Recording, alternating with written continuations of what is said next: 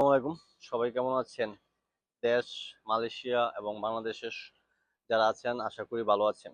তো গত ২ দিন যাবৎ একটা নিউজ দেখতেছি বাংলাদেশের বিভিন্ন চ্যানেলে ঘুরতেছে, বিশেষ করে যে আরটিভি নিউজটা দেখেন এবং এই অনেকগুলো চ্যানেলে ইন্ডিপেন্ডেন্ট অন্যান্য চ্যানেলগুলোতে দিচ্ছে কি মালয়েশিয়াতে অবৈধদের বৈধ হওয়ার সুযোগ দিচ্ছে। তো ভাই আপনারা খবরটা কই পাইলেন?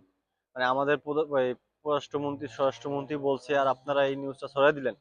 আপনারা যারা সাংবাদিকরা ভাই একটু নিউজটা দেখে ছড়ান বা নিউজটা অথেন্টিক সোর্স দেখে ছড়ান। আমরা মালয়েশিয়াতে আছি, আমরা জানি না, অথচ আপনারা জানেন যে মালয়েশিয়াতে অবৈধদের সুযোগ দিচ্ছে।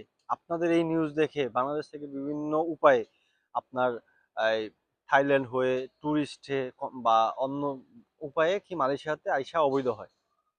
অবৈধ হইয়া তারপরে দেখা যায় যে ইমিগ্রেশনের কাছে আটকা পড়ে, আটকা পড়ার পর জেল জরিমানা দিয়া যাইতে হয়। এবং এখন যারা মালয়েশিয়াতে অবৈধ আছে তারা একটা যাওয়ার প্রসেসিং করতেছে যে ট্রাভেল পাস দিছে, ট্রাভেল পাস নিয়ে মালয়েশিয়া থেকে বাংলাদেশ চলে যাবে। তো আপনাদের এই নিউজের কারণে তো এখন তারা যাবে না। একটা সময় দেখা যাবে যে ইমিগ্রেশনে আটকা পড়বে, জেল খাটবে, জরিমানা দিবে, তারপরে যাবে। তো ভাই একটা নিউজ ছড়ান আপনারা, এই মিডিয়া হাউসগুলো বাংলাদেশের কোনো সোর্স থেকে ছড়ান। মানে মালয়েশিয়ার কোনো খবর দেখেন?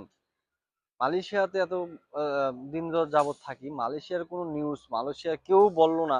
হ্যাঁ, মালয়েশিয়ার সরকার বললো না যে অবৈধদের সুযোগ দেওয়ার সুযোগ দিবে বা সামনে সুযোগ আছে। আপনারা কিভাবে জানেন?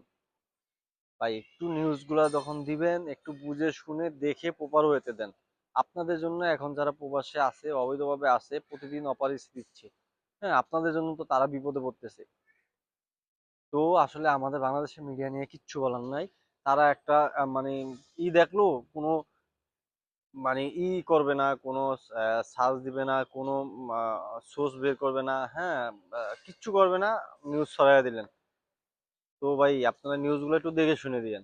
প্রবাসীদের আর ক্ষতি করেন না, প্রবাসীদের আর বিপদে ফেলায়েন না।